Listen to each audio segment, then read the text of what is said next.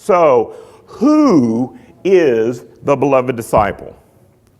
Well, in order to get at that, we need to think about the character of ancient documents. And the first thing to say about them is they are oral in character.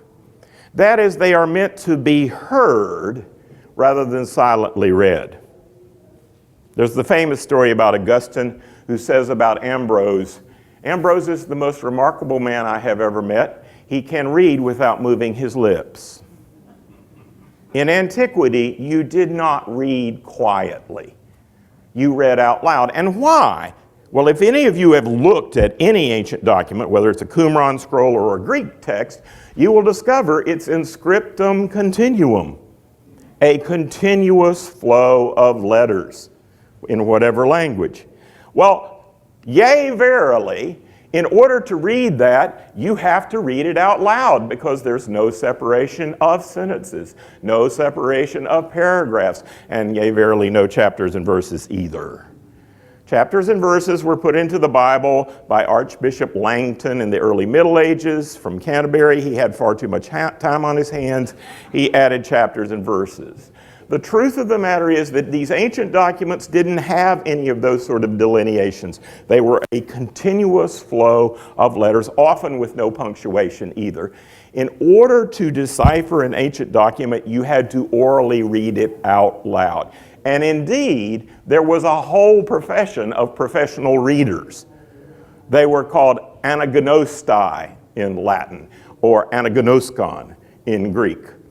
And they are actually mentioned in the New Testament. If you were to look at Revelation 1, verse 3, we hear a blessing on the one, an individual, who reads this document, and on those who hear it. You see the distinction? Blessing on the one who reads this document out loud, and those who hear it. Most ancient people couldn't read. Literacy estimates vary from maybe 15%, maybe 20% of antiquity could read a document. That's not a lot. Everybody could hear. You notice Jesus never says, let those with two good eyes read.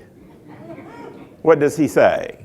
Let those with two ears hear. Everybody who was not deaf-mute could hear. Ancient documents were oral in character. They were meant to be read out loud. And they were meant to be read seriatim. Now, what do I mean by that?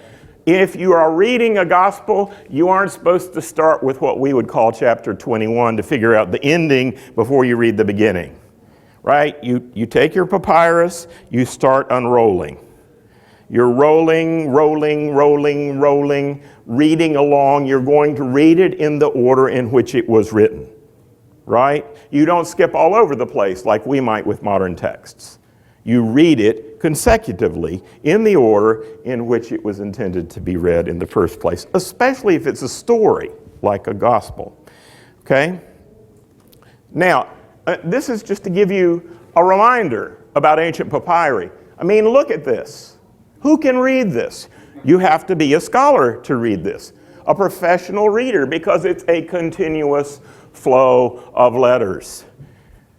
And in the case of Hebrew, a continuous flow of letters with no vowels. Yes.